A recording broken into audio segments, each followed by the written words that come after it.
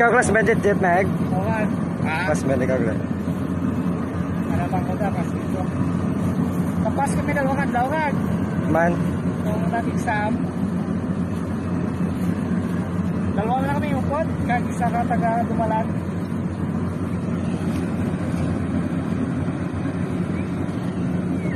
Sa tapas ka mo nagkuha na? Kuha? Sa Tapas? Oo, nagsipon kami ito. Pag-auti kami.